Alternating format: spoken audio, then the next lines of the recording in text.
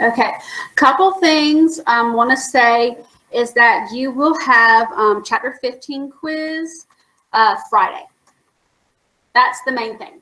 Okay, I like doing my little Google slides together like per testing thing. So it says 15 and 16 on the PowerPoint, but just note that you're right now we're just doing Chapter 15. Okay. Also today I'm going to post some AP exam registration stuff. I'm going to post it, so just look at it. It'll be in the stream section, like an announcement. Basically, I think it's next week is the due date to sign up for the AP exams. College boards don't want your money, okay? If you are not sure, you can always wait until March, but it would be $40 more, which is still a lot cheaper than in the long run. But I want to post all that information, okay? Just keep that in mind, okay? And if you aren't sure if you should take it, like I had someone first who's like, I'm probably not going to take it. I'm like, oh my God, you should take it. Like they just thought, oh, I'm like, no, you're good. My students do really well. So just take that into consideration. If you're not sure, just send me an email or we can talk about it, okay?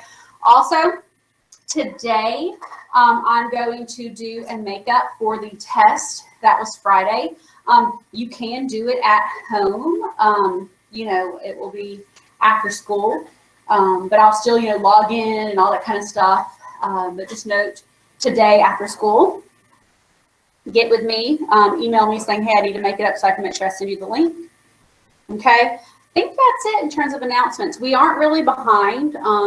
So, the stuff we were going to do, the main activity, I did it as bonus, and a good bit of y'all did that. So, awesome job there. But now we're going into Chapter 15 stuff. And the first part of Chapter 15, it's really y'all just listening to me. I will tell you when it's like note time. But some people are like, oh, there's blanks. Okay. So, first I want to point out, here is March. Remember, the inauguration was in March until the 1930s, mid-1930s. It's going to be in March, not January. Okay, and this, you can tell they're doing construction. They're building the Capitol's rotunda, like the dome. Okay, and Lincoln is getting sworn in. They had to sneak him in overnight because remember the South. He didn't win a single electoral college vote in the South. He wasn't even on these Southern ballots for the popular vote. Okay. So we know that because of the election, not the inauguration, but the election of Lincoln, November 1860, December 20th, 1860, which state secedes first? South Carolina, okay? And they will secede 6 other states, those lower South states, will secede also. So 7, the first wave of secession, it's 7 states, and it's going to be the lower South. Who is this guy? Jefferson Davis, the president of the CSA. He was a senator from Mississippi prior to seceding and being the president of the CSA. Okay, remember, they will form the Confederate States of America. If you look, this is, Lincoln's inaugurated in March of 1861. Prior to that, you see these the lower South states will secede. Okay. You will see, we've heard of Fort Sumter. That's when the Civil War begins. That's going to be April 1861. Okay? 4 other states will secede, but not until after Fort Sumter. Okay? So there's different waves of secession, but the lower South definitely secedes first.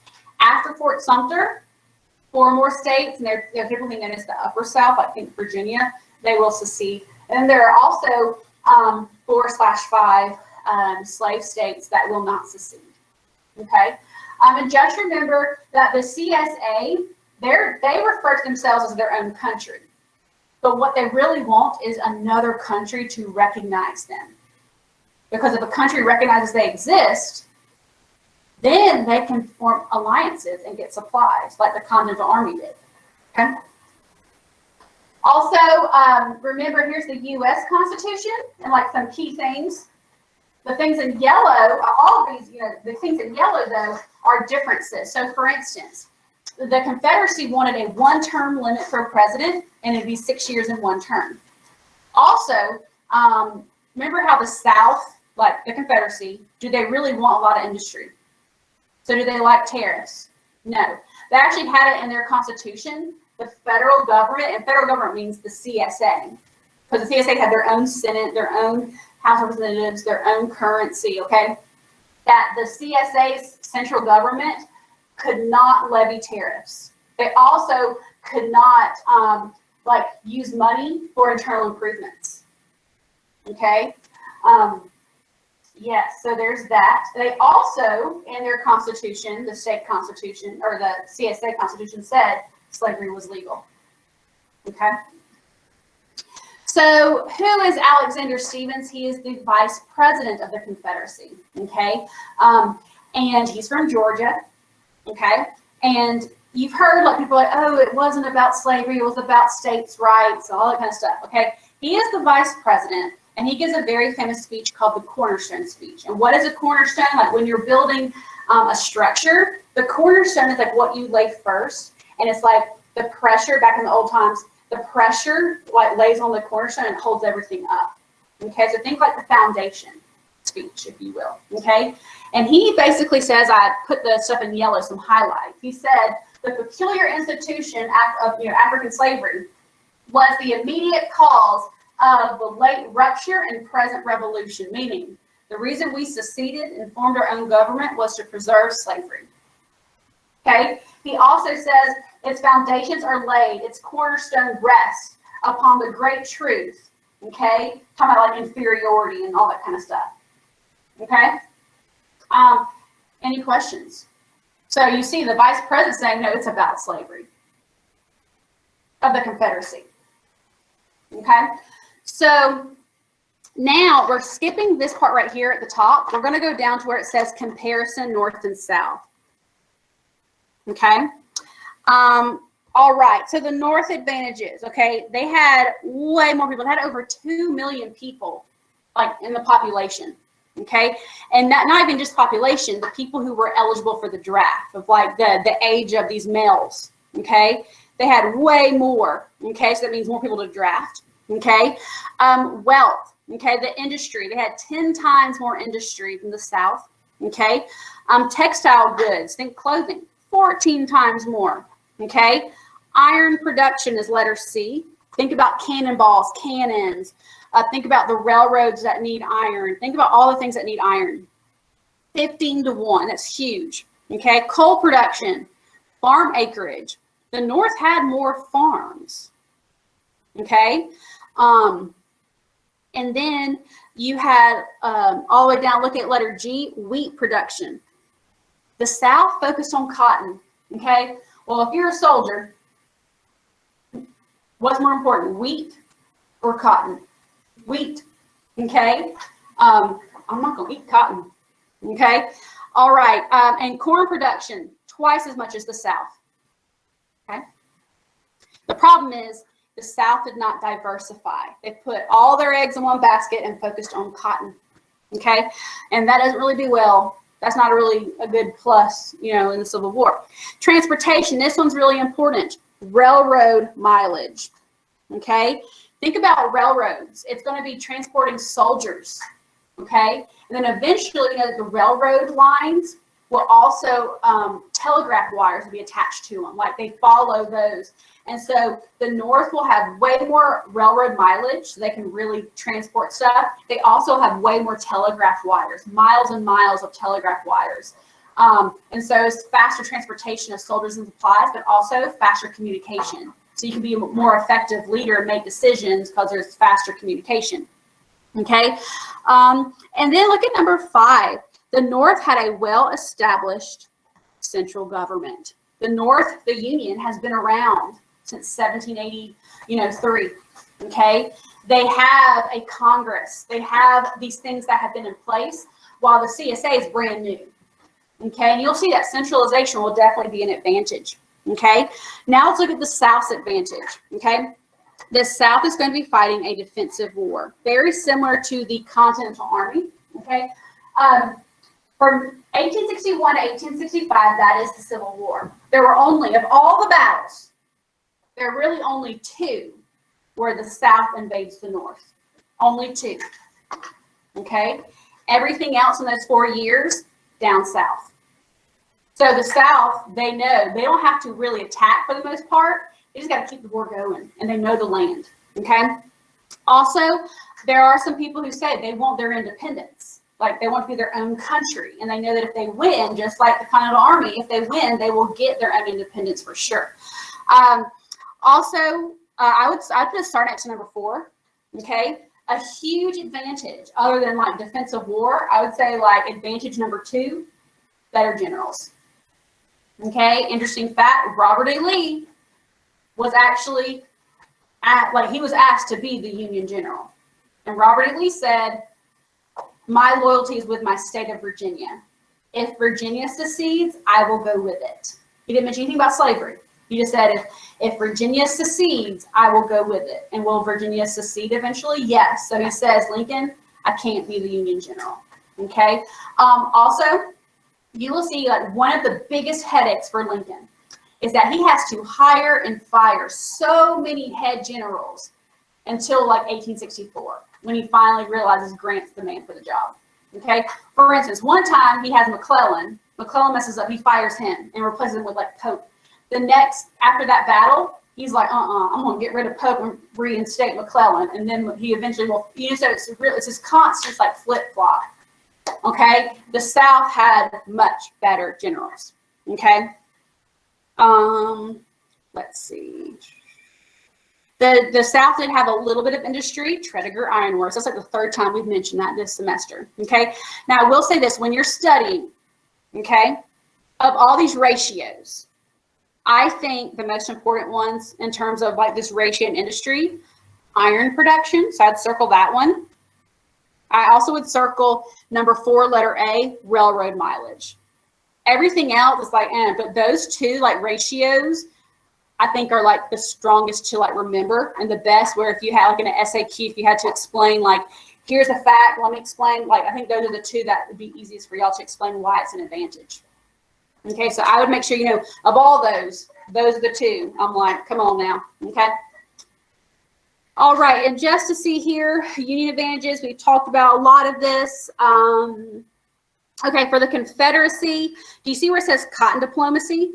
Okay, for the Confederacy, cotton diplomacy, they thought this was an advantage, okay? Y'all know that the cotton producing area is the CSA, okay? And England is really buying, I'm talking about up here, right here, okay? But England's really buying a lot of the South's cotton. Well, one thing that's going to happen is the Union is going to create a blockade to where the England can't get to that cotton. And the South's thinking, England wants our cotton. They're going to break the blockade. They're going to help us out because they need our cotton. Is England going to risk breaking the blockade? No. And they said, we'll just buy it from India and Egypt instead. So even though the South or the CSA thought that cotton was like their diplomacy of getting people to help them, in the end, the blockade is what really hurt them, the Union blockade, and cotton diplomacy will not be a thing. Okay. Okay, so here's some pictures. You have Jefferson Davis right here. You have Alexander Stephens. This is all Confederacy. Okay. You have Robert E. Lee from Virginia right here. Okay. You have the defensive genius, Thomas Stonewall Jackson from Virginia as well. Same thing. They both said, we can't fight the Union. Virginia is our loyalty, where it's at. And this guy is not a head general, but I had to point him out because we'll talk about him in chapter 16 a little bit. Nathan Bedford Forrest. Does anyone know who Nathan Bedford Forrest is? Okay, well, I think that's good. Okay. He eventually is the founder of the KKK. Okay, so there's that. And I think there's even a neighborhood called Bedford Forest, and then it's like, you might want to know the history behind your names because I would not want to live there. Okay. Is that like the guy that handed out that Forrest Gump? Yeah. Yep. Forrest Gump is named after Nathan Bedford Forrest. Yep. Good.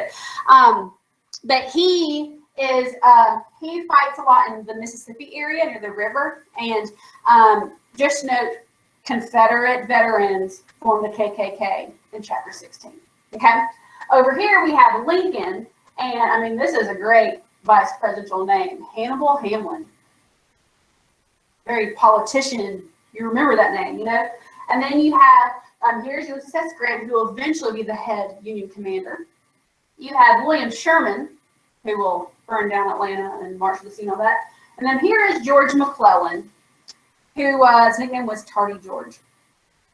So there's that, okay? Want to point out the reason for this slide. When the South secedes, every single one of the senators and the members of the House of Representatives who are in the South leave Congress, except for one, and they start the Confederate Congress. Okay? So think about it. Those Southern Democrats who love slavery, they're out. There's only one person who remained. He said, you know what, I'm not going to leave. Okay? I was elected to this position. So basically all the Southern Democrats secede. They're no longer in Congress, except for one, Andrew Johnson. He's from Tennessee. He's the only person in Congress who will remain in Congress, even though his state will secede. Okay? So that means Northern Democrats and Republicans will be in the Union Congress and not the Southern Democrats, except for Johnson. So think about it. You're like, oh, I can get a lot of things passed through here that might say stuff about slavery or whatever, because those Southern Democrats, except Johnson, aren't there. Okay, now let's talk about the two wars or theaters. Okay, I'll go ahead and tell you the blanks. First block, I said it like 5 times. I'm going to say it first before I talk about it. Okay, letter A, capitals. Capitals. Letter B, Mississippi River. Okay, so remember that the first capital, we're talking like December 1860, when the CSA initially forms, the initial capital was in Montgomery.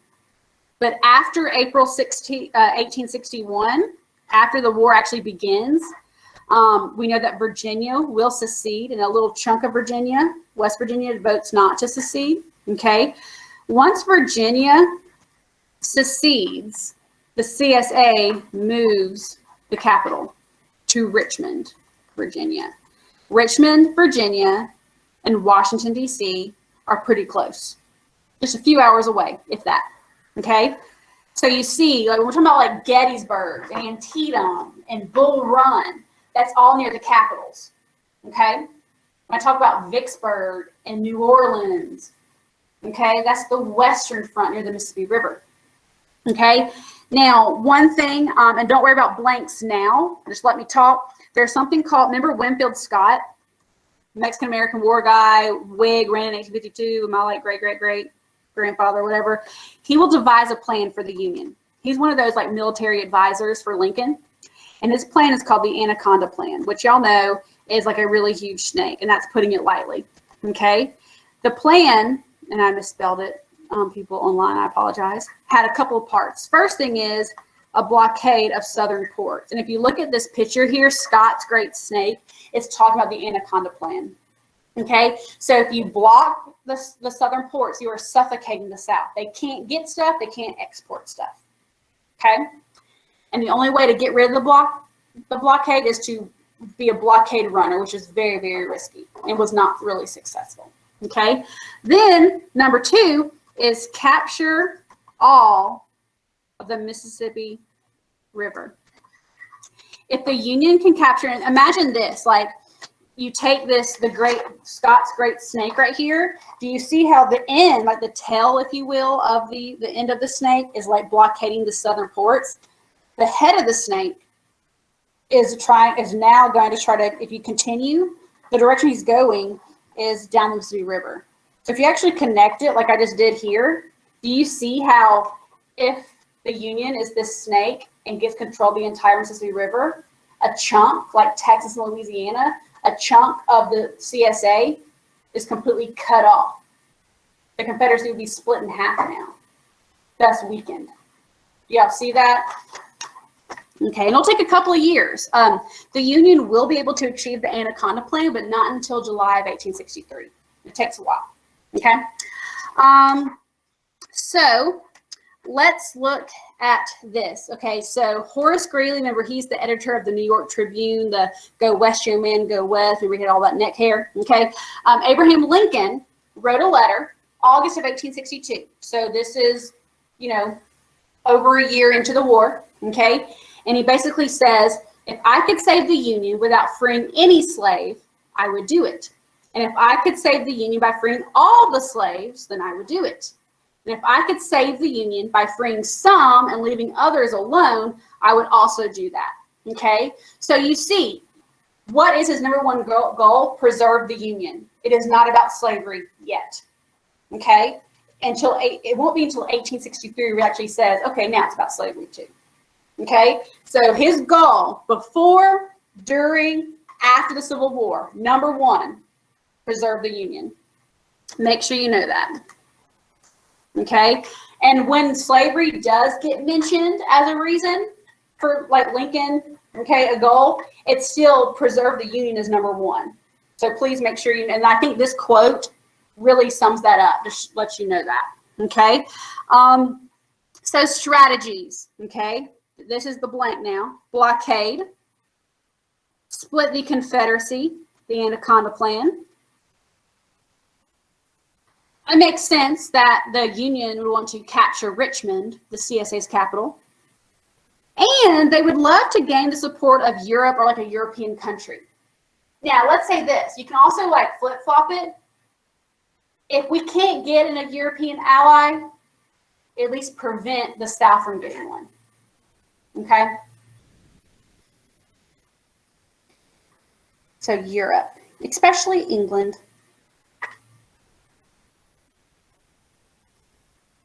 There was something I was going to say, but I can't remember. Okay.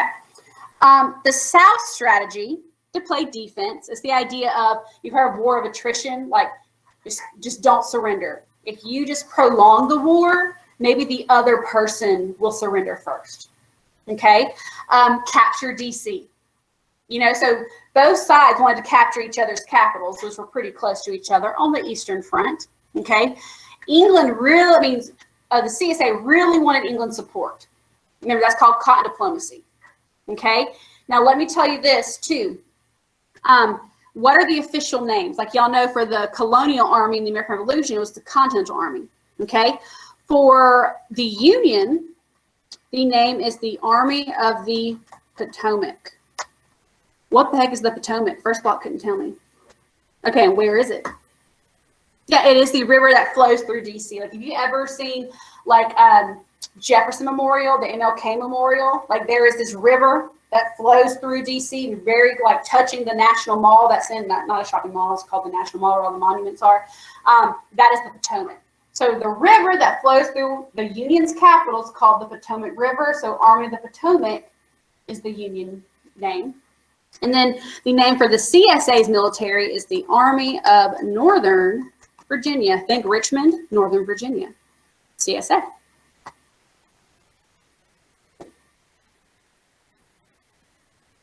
Okay, so what we're going to do now, okay, if you are here, you will need to get out your Chromebooks.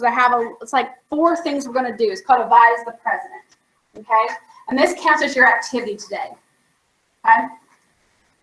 So I will say this. You know, I think when you're little, you're like, oh, it'd be so cool to be the president. Okay, that is like one job I would not want, especially now in 2020 with social media. Okay, so much stuff. Look, look at this. 1860 Lincoln, 1865 Lincoln. Talk about stress. Stress will do that to you. Nope, not for me. Okay, here's some other pictures you can see, like President Obama, 2009. He has, you know, gray hair, more wrinkles and stuff. Let me look at that. Like white hair now. You can see like a lot of the lines and stuff. Again, the stress. I would not want it. Okay. So He had a group. Lincoln had a group of advisors called the Team of Rivals. Winfield Scott was on it. The Secretary of the Treasury, Salmon Chase, was on it. Okay, and he is going to consult with these politicians and military strategists and generals on like what he should do. Okay, so there are 4 decisions you're going to make, and don't think about what happened if you know what happens. Just pretend you're part of the Team of Rivals and you get to vote. Okay, so let me read this first, and y'all just listen to this background. Okay, so decision number 1 pertains to Fort Sumter, April 1861. By the time Lincoln is sworn in as the 16th president in March, 7 southern states have seceded from the Union. The remaining 8 slave states are considering seceding also. In his inaugural address, Lincoln stated his commitment to preserving the Union without bloodshed and said that the Union would not invade the South. However, Lincoln also said he would do anything in his power to hold federal property, including any military forts or property in the South. Lincoln also said that the use of arms against the Union would be seen as a rebellion and would be met with force. Lincoln's current dilemma concerns Fort Sumter. This is a small fort in the harbor of Charleston, South Carolina, which is the South. So it's a federal fort that is inside the rebelling South now. Its commander, Major Robert Anderson, has communicated with Lincoln that he and the men are about to run out of supplies, and we also need more troops, but we're about to run out of food and medical supplies. The Confederates have demanded that all U.S. property in the South, including military property and forts, be turned over to the Confederacy and abandoned by any U.S. troops. They claim, the South claims, is now a separate country, and that anything with its borders is now Confederate property, including that federal fort, Fort Sumter. Lincoln, however, believes secession is illegal. States cannot break away from the Union because it would mean the destruction of the Union, especially with not support the majority of the states. In addition, the southern states have not given legal justifications for seceding. South Carolina has announced, so the CSA, South Carolina, has announced that any attempt to reinforce the fort will be regarded as an act of war and would appear as northern aggression. States that still remain part of the Union, such as Virginia, North Carolina, Missouri, Kentucky, might be driven to secede and join the Confederacy. People at home and abroad are becoming sympathetic to the South. Yet Lincoln cannot allow troops to starve or surrender and risk showing considerable weakness. So his advisors are divided on what to do. General Winfield Scott says, surrender the fort. Okay. Salmon Chase says, no, we cannot abandon the fort. Only a show of force will gain respect. Okay. So what should you do? I am posting a question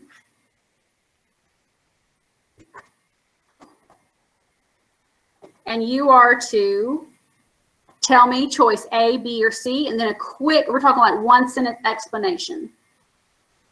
Okay, so option A, send troops and supplies to Fort Sumter in a show of force. Option B, do nothing to avoid provoking a war, give up the fort. And then C, defend the fort by sending only non-military supplies, such as food and clothing. Y'all decide. I'm gonna give y'all just like a minute to do that. There's 3 options. There's only one option.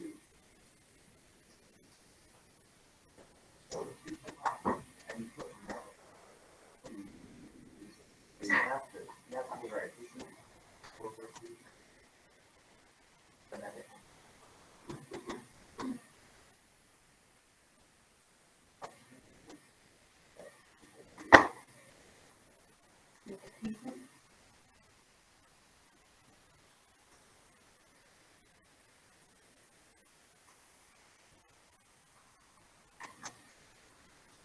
There's no wrong answer here, so don't worry. As long as you can justify, you're right.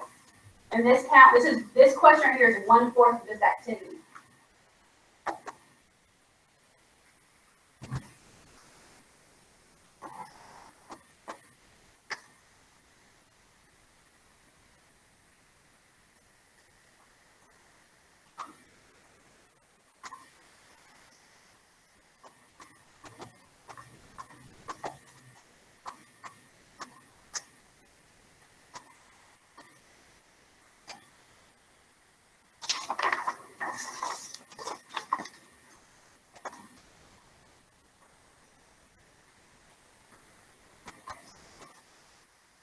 Give me a thumbs up when you're finished, people who are online. Oh, and people who are here.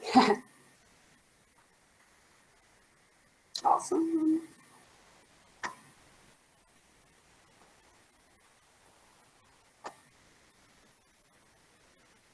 Awesome.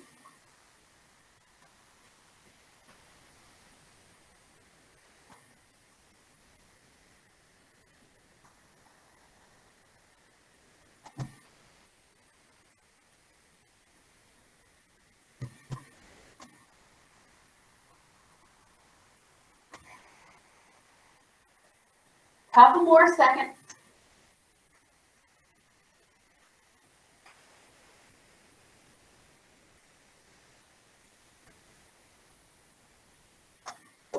All right. So here's the decision. Lincoln will send unarmed boats with food and clothing. He will notify the Confederacy that these are going to be unarmed boats with no weapons, like no weapons are going to be on the boats. They're just going for living supplies for the troops. Okay? So that's what he chooses to do for Fort Sumter. But do you see, the Confederacy said any action that would try to reinforce or help the troops would be an act of war. Okay? So what's going to happen? Okay, so now we're going to go back to the beginning of chapter 15, the outbreak. This is not a battle, okay? This is the outbreak of the Civil War, okay?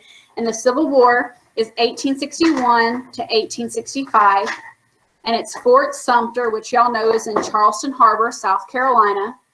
It's one of the 2 remaining federal forts inside of the Confederacy. Major Anderson is the guy who says, hey, Lincoln, our soldiers are starving, okay? Lincoln will inform South Carolina we are sending troops that have no weapons on them, okay? Or we're sending boats, and these boats will have food and clothing, no weapons, okay? PGT Beauregard, who is the Southern general, will open fire on Fort Sumter, April 12, 1861, okay?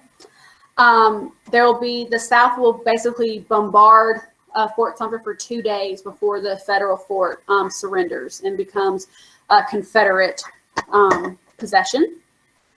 Okay, so there's that. Recap: the Confederacy attacked the Union at Fort Sumter. Now, let me tell you, it's all about perspective. Because some people would say, like, the Confederacy attacked. Technically, they're the ones who had the weapons, so they attacked, okay? But do you see, though, you could also argue if you're the Confederacy, you're like, we told the Union if they did this, we would fight. So it's like, is it Union aggression or is it Confederate attacking? The textbook definition is since the Confederacy had the guns, the Confederacy attacked first. Okay? No humans died during the battle. Okay? But after Fort Sumter falls, 4 more slaveholding states will secede, including Virginia. Okay? And there's a famous picture of Fort Sumter, a painting of it being bombarded. Okay? Interesting fact, the only casualty during the battle was a horse. And there's like a little ode to him, a horse. Okay? When the Union soldiers were retreating, there was like this accidental explosion and 2 Union soldiers will die. That was after the battle, after the surrender. During the battle, a horse died. Okay? And I also told you that Robert E. Lee, Stonewall Jackson will be asked to be the Union like generals. They say no because Virginia is their home state. Andrew Johnson, on the other hand, remember, Tennessee senator, he will not leave Congress because he says, you know, I'm not going to give up on this government, the U.S. government. Okay, so now war powers. Here's another decision. This one's not as long, okay? By the morning of April 14th, 1861, 2 days, like when Fort Sumter is surrendered now, okay? News of Fort Sumter's surrender has reached Washington, D.C. In the face of open insurrection and rebellion of the southern states, an immediate response is called for. But Lincoln's options are limited. Why? Although he is commander-in-chief of the armed forces, the Constitution gives Congress, not the president, the power to declare war and raise armies. In the Constitution, Congress declares war and Congress can raise armies. Okay? Congress, however, is not in session at this time. Must Lincoln wait for Congress to reconvene? Or should he act now because there's a crisis? Should he call for 75,000 volunteer troops to put down the rebellion? Or should he wait until Congress is back? Okay? And like it says under a 1795 law, I do have the power to call up a militia. But then it says, they're talking about this like it needs to be, I could do a special session, but Congress needs to be in session. There's different things. So here's the question. Do you advise Lincoln to A, wait for Congress to make sure he does not like mess up the Constitution? Or B, do what is necessary to regain control and act now? This is not a war, but a rebellion. And it must be put down. Okay? So did I already post that one? Okay. So that's what you get to choose really quick.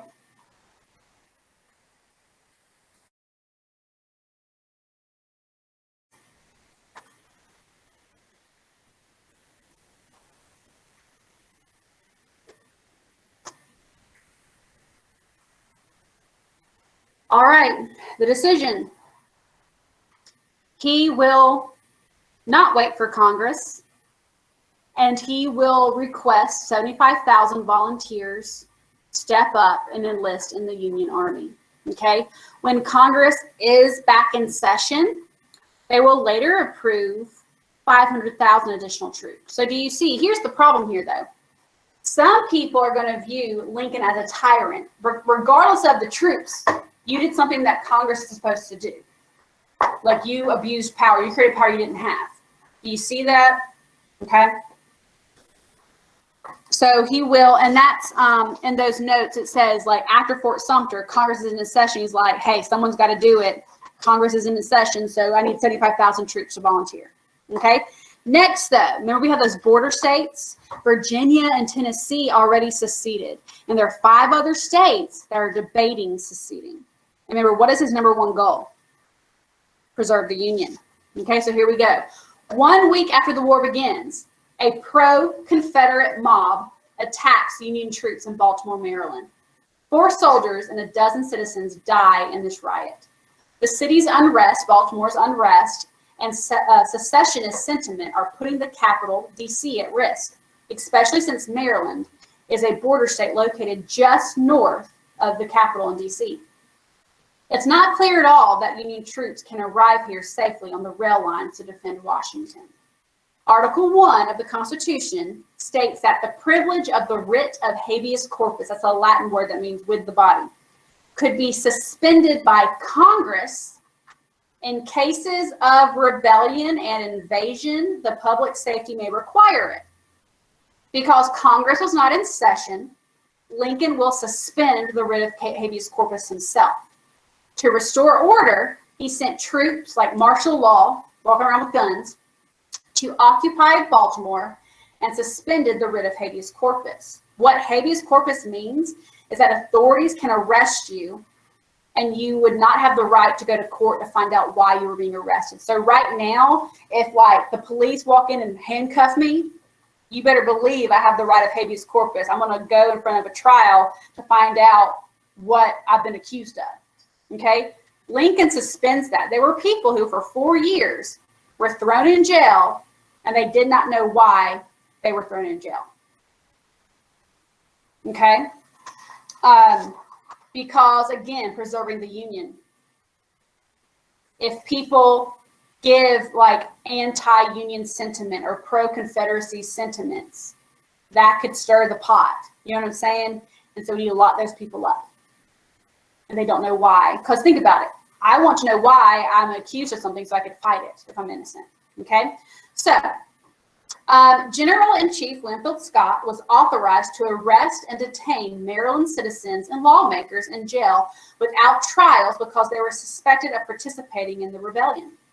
Militia officer John Merriman, who was charged with directing acts of sabotage as well as recruiting and training Confederate sympathizers, was one person arrested during this time. Merriman's lawyer petitioned for a writ of habeas corpus, requiring that his arrest be justified in court. On May 26, 1861, Chief Justice of the Supreme Court, Roger Taney, stated that the power to suspend civil liberties, including habeas corpus, belongs to Congress, not the president, and that Lincoln could not continue his actions in suppressing the border states. So advise the president. Do you advise the president to obey the order? It's unconstitutional for the president to suspend the writ of habeas corpus. Or B, ignore the order the Supreme Court made and continue suspending habeas corpus. Okay. Let's see. What did he do? He ignored the Supreme Court's order. Okay? And like I said, trust me, I'm one of those where don't think I'm just like anti-Lincoln. Like Lincoln is the great emancipator. Like he is the president during a national crisis. Like, okay? But my job is to give you the good, the bad, and the ugly. And while he might have really helped free slavery, he also did things. I mean, Andrew Jackson, people gave a lot of crap to Andrew Jackson for going against Worcester versus Georgia ruling. This one, he went against Taney's ruling, okay? And again, the Supreme Court says Congress can only do that, not you, President. Well, Congress isn't in session, so he's like, I'm going to do it. Because again, what is his number one goal? Preserve the Union. Because he had martial law in Maryland, meaning like the troops were walking around making sure people aren't protesting, and he suspended the writ of habeas corpus, a lot of these border states, especially Maryland, aren't going to want to risk it, and thus they aren't going to secede. So it all depends on who you are. Some people are like, your individual liberties are number one, right? Freedom of speech, whatever. Some people that are like, no, law and order, national security. Okay? And think about it like this. Y'all know, like World War II, after Pearl Harbor, the Japanese internment camps. Remember that? Okay? That's an example of national security is more important than your individual liberties. Lincoln suspending habeas corpus is another example. Security is more important than your liberty. Okay? The Patriot Act after 9/11, that's an example. So you see, during times of war, what tends to happen is our like First Amendment rights and like a lot of Bill of Rights amendments they're kind of invisible during times of war because security is more important to a lot of people. Okay? Including Lincoln. Okay? The last decision 4, okay? By July of 1861, so a couple months after Fort Sumter, the war has officially started. And it's clear this will not be a short war. Congress is back in session finally, and they decide to adopt a resolution which is a formal piece of paper about the purpose of this war. This resolution blamed the southern states for starting the war and stated that the purpose of this war is not to subjugate or force these states, but the defense of the Constitution and the preservation of the Union. Once basically the secession is over with, the war would be over. And this is what it says. This war is not waged for the purpose of overthrowing or interfering with the established institutions of those states, meaning slavery, but to maintain the states unimpaired, and that as soon as these objects are accomplished, the war should cease. The vote on the resolution was 117 in favor, 2 opposed in the House, and then 30 in favor in the Senate, with 5 opposing in the Senate. Lincoln is concerned about the slave states of Missouri, those border states, okay? If Maryland were lost, D.C. would be entirely surrounded by Confederate territory, okay? Abolitionists and the more radical members of Lincoln's party, like William Seward, see the war as an opportunity not just to get rid of secession, but to end slavery. Okay. However, Lincoln is afraid of angering the border states. They might secede and join the Confederacy if they think the war will be fought also to abolish slavery.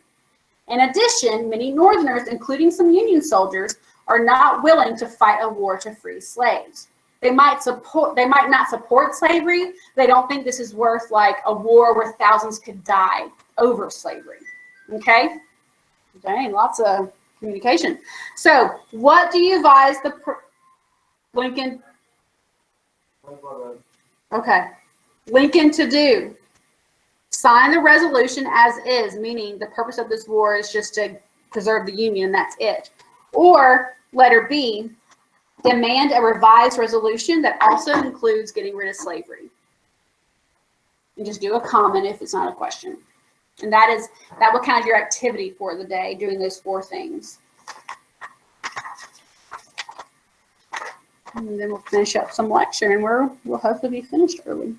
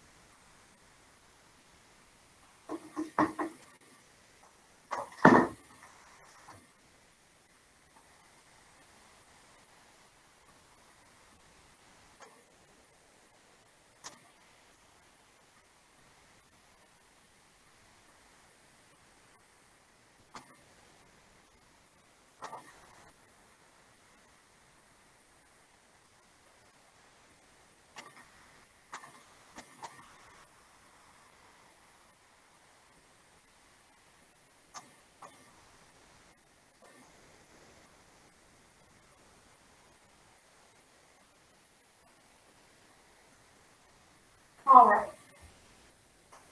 So this guy is Thaddeus Stevens. He's one of those radical Republicans, meaning like he's from Pennsylvania, to think like equality. He's like Lincoln, add something about ending slavery too. Okay. Then you have Johnson, who's from the South. He's like, no, just talk about preserve the Union. Don't mention slavery. Okay. So what does he decide? In 1861, he decides not to include slavery. Slavery is not part of the Union's plan. Like ending slavery is not part of the Union's plan until 1863. Okay, so just note that preserve the Union is number 1, and slavery, abolishing slavery, is not even mentioned yet. Okay, so now let's finish up some notes. Okay, I think we are on raising armies. We're almost finished. We're on the back side of this. Okay, so. Volunteers, okay, we know that at first both sides will just request volunteers, and then eventually they'll have to draft, okay. One thing that they do, the Union has something called a bounty system, okay. A bounty means like a signing bonus, okay. If you are in the Union and you volunteer to enlist, you get a financial reward called a bounty. The problem is some people tried to beat the system, and they would go and see that you would sign up locally. So you go to like one town, sign up, enlist, and then you like desert and go to another state and sign up locally, get your bounty there and desert. And that's how you'd make your money, unfortunately. Okay, but eventually, as the war, they realize this is going to be not a short war. Both sides will do the draft. Another word for draft is conscription. Okay. The CSA actually drafts first, then the union will draft. And you'll see at first it was 18 to 35. You were eligible for the draft if you were a male, okay? But then later it's like 17 to 45, and then 17 to 50. As more and more, they're desperate, okay? But again, both sides will do the draft, okay? And exemptions, though, for the South. Some occupations, like if you made shoes and you were a minister, you would not have to fight in the war. You would volunteer like shoes and like your services as a preacher, okay? Loopholes, wealthy people could hire someone in their place. So let's say that I'm drafted, I'm a wealthy white male in the South. Well, I could pay someone else to take my place, okay? Okay, second thing, here's one thing that is very unique. Another way, exemption, a loophole, if you will, okay? People worried, Southerners feared, if all these white males are fighting in the war, who's going to watch the slaves, okay? So the South will create the 20 Negro Law, which said if you owned 20 slaves or supervised 20 slaves, you were exempt from the draft, okay? And that's an example, you might have heard of it like maybe the Vietnam War, but this is an example of a rich man's war who's making the policy, but a poor man's fight, okay? Next, the South, okay? You could pay a substitute just like the North. The North and the South both had substitutes. The North also had an exemption fee. If you could pay $300, if you were selected for the draft, you could pay $300, which was a lot back then. And they would say, okay, you don't have to be drafted. Another example of it being a rich man's war, because you could avoid not having to fight, but a poor man's fight, okay? An example will be July of 1863, New York City. Which type of immigrants really lived in New York City? Irish. Good, okay? Good. And remember, it's done locally. And what's going to happen is a lot of the rich people, like, basically have this view of like, look, these immigrants are here, draft them, okay? So a lot of the New York City draft lottery buildings would like really put a lot of the immigrants in there and hardly any of those like white males, okay, who weren't immigrants.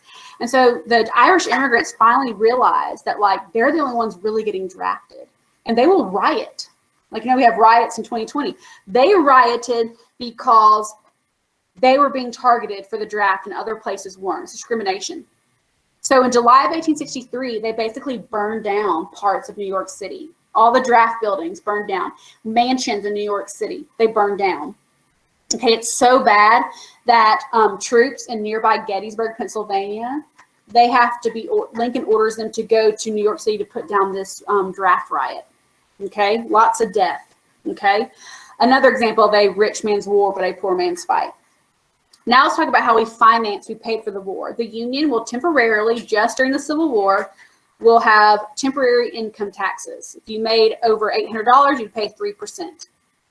Okay? They also sold war bonds, which y'all know is a way to help out the military. Both sides will print paper money. The Confederacy had their own type of currency. Lincoln will sign something called the Legal Tender Act, which will allow for the printing of paper money called greenbacks. That's the blank there. Greenbacks is paper money that had green ink. It's like dollar bills today. They're called greenbacks. Okay, so there's no money, so we're going to print money. But do you see, the South's going to have way more inflation because they're creating money that did not exist. Okay, so both sides will definitely have inflation, but the South's inflation was severely, that's putting it lightly, worse than the North. Okay, the North had an 80% inflation rate. Okay, the South had a 9,000% inflation rate. I'd rather have 80% than 9,000% inflation rate. Things were really bad. Look at this example. In 1860, 4 pounds of coffee, 50 cents. 1863, 4 pounds of coffee, $20. That's pretty bad in the South. Okay. All right, backside. One thing, the Union, remember, there is no national bank at this time. So what Lincoln does, because we need to have some like centralized authority, we need to be able to print greenbacks and all that kind of stuff, is he will get Congress to sign into law, to pass the National Bank Act. Okay, this allowed private banks to get a charter to where they could loan that the greenbacks. Okay. The South, one way they helped is called the Impressment Act. This is not like Navy impressment, okay? This is where it's a tithe, which y'all know if it's like a donation of food. The Impressment Act was a tithe of food, so farmers have to donate a certain amount of their harvest. That just shows you how bad things are if that's like another version of a tax, okay? We talked about this already, but Jefferson Davis and Alexander Stephens, they are the leaders of the CSA, and they actually will not get along, okay? Alexander Stephens will call out Jefferson Davis. He says, Jefferson Davis, you sound a lot like the federal government. You want to have a strong centralized government. That kind of goes against states' rights. So the fact that you have internal division between the president and vice president of the CSA, that's going to be something. Political power in the North. Remember, those Southern Democrats, except Johnson, they're out of the picture. So they can get a lot of things passed. Like there'll be a tariff passed during the Civil War. There'll be internal improvements, a bank, all that Whig stuff will be passed in the Civil War. Okay? Lincoln and his emergency powers. Okay? Washington, D.C. was bordered by 2 slave states. Lincoln and Maryland will put troops there. And in troops, put martial law. Make sure you spell it correctly. A lot of people misspell it. Martial law, this is how it's spelled. That means troops with guns are walking around patrolling. Okay? And then what does Lincoln suspend the writ of? The thing where you're thrown in jail and don't know why? Habeas corpus.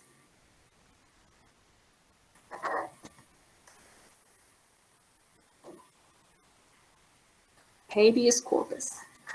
Okay? And I told you in Ex parte Merriman, Chief Justice, who is that guy that says you can't do that, only Congress can? The Dred Scott guy, Taney, T-A-N-E-Y. Okay. Last thing, we have new wartime technologies. Okay. To a lot of military historians, it's kind of weird to think about this in 2020, but the Civil War was considered one of the first modern wars. If you look at the amount of technology from the previous war, I think War of 1812, Mexican-American War, okay? You have railroads that are going to be used like they've never been used before. You're going to have telegraphs.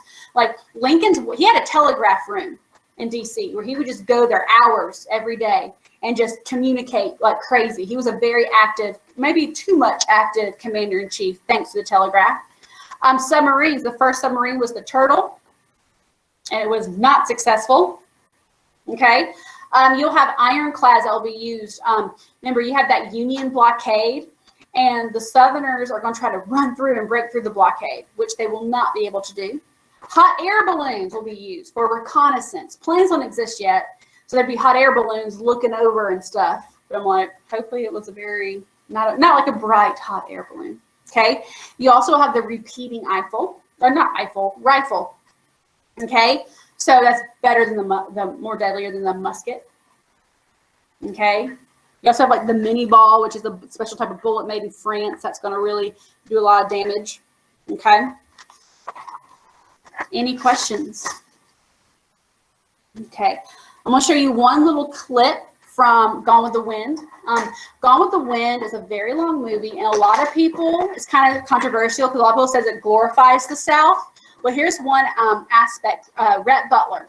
Okay, Rhett Butler, he's what you call, let me see, Sydney, I'm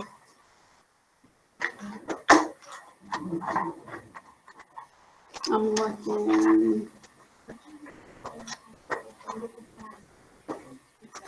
Oh, you could do, for that, you could put Thaddeus Stevens. There you go. But let me give you a little context. Rhett Butler, okay, he is a Southerner. He's controversial. Why? Because his job is he is a blockade runner. Blockade runners they made a lot of money because they did a very risky job, but it was like only sketchy, controversial people did those jobs, okay? And this is an example of him basically this is an example where the South is not glorified in the movie. But Rhett Butler, the guy with the mustache, okay, his job is he's a blockade runner. And he basically is saying, look, all he's got cotton. Can't win a war with cotton.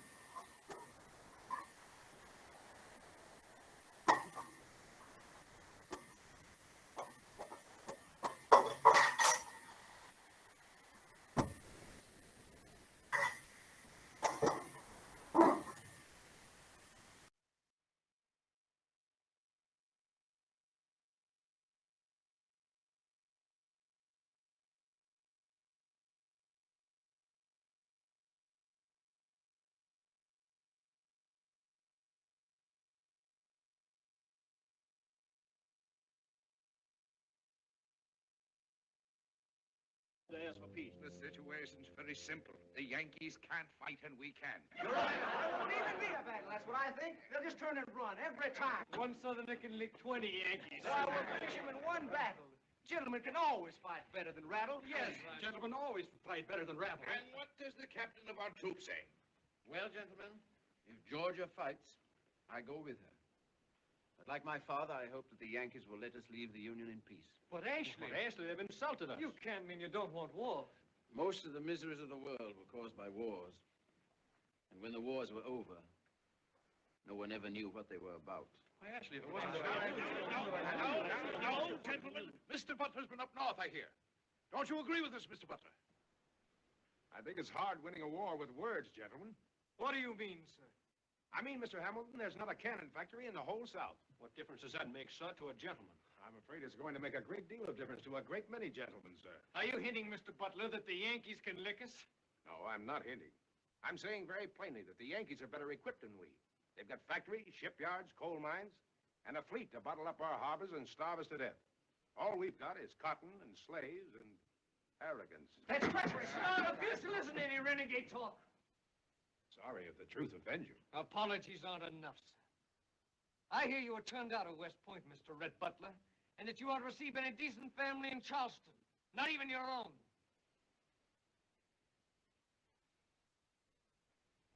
I apologize again for all my shortcomings. Mr. Wilkes, perhaps you won't mind if I walk about and look over your place. I seem to be spoiling everybody's brandy and cigars and dreams of victory.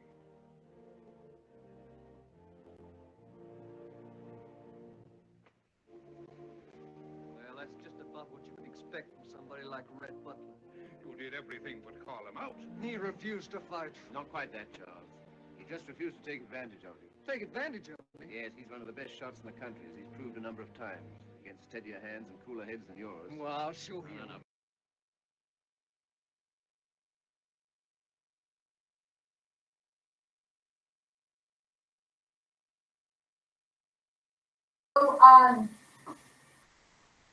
So, we have covered everything. The time is yours now. You have a quiz Friday. Okay? You may log off when you've gotten everything.